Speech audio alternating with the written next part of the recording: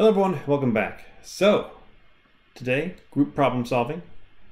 What's the group problem going to be? Well, what we have here is a 40 kilogram. Oh no, look at all these pulleys.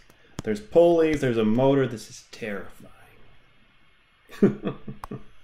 But you can solve this, just be careful, draw some free body diagrams. Get back into it. So we got a 40 kilogram crate right there. And it's moving downward, okay, down at 10 meters per second. The motor M pulls on the cable with a force of F, which has a magnitude that varies as shown in this graph. We want to know the speed of the crate when t is equal to 6 seconds. So how do we solve this kind of problem? Well, quite simply, we're going to write our momentum and impulse diagrams, and we're going to apply this principle of impulse and momentum to determine the speed. I bet you didn't guess that. We're like, no, we're going to use something different. No, we're going to use that. And there's other ways we could solve this probably. We could probably, oh, there's lots of fun things we could do. We could determine the acceleration, and we could integrate that, get some kinematics going.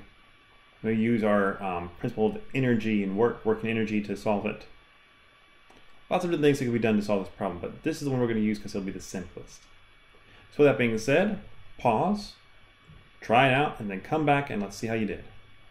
3, 2, 1, and you're back.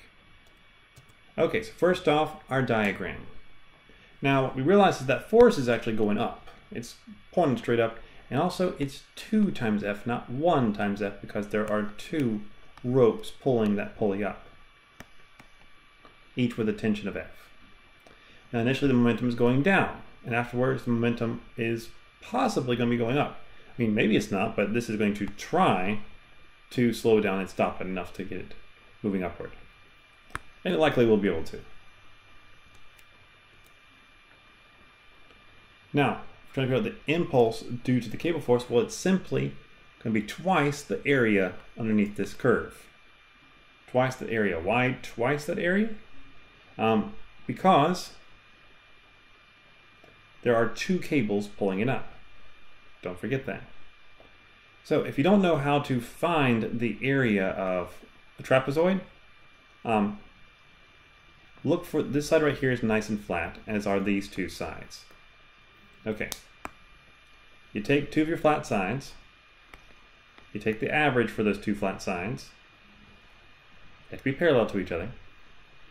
And then you multiply that by the height, which is kind of like what you're doing is saying, okay, well, I'm going to cut right here and stick that in there, and there's my little rectangle. Or I could put it right here and say it's my little triangle. There's ways of looking at it, what you're doing there. But with that in mind, you have it. You have your impulse. And so from that, you can then figure out what's going to be affecting it. Now, look here. This time, we're including the weight as an impulsive force. Now, stop for a moment and talk to me about why we include this weight as an impulsive force. We did it in the previous 2 problems, so why is it all of a sudden, why is the weight mattering?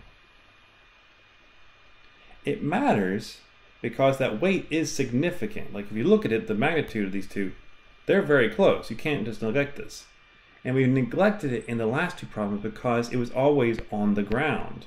It was touching the ground, and so the weight is being canceled out by the ground at that point. Okay, at that particular point. Some of the times that weight might not matter is if the mass of the object is very, very small. So its weight is very, very small compared to the force being applied to it. So with this, we have our 2 impulses. We're going to then add those together.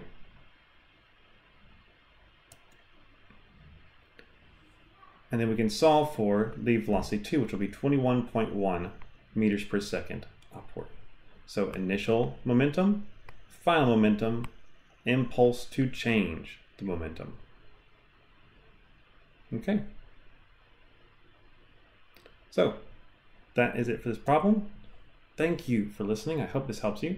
And I'll see you all next time. Have a wonderful day. Bye-bye.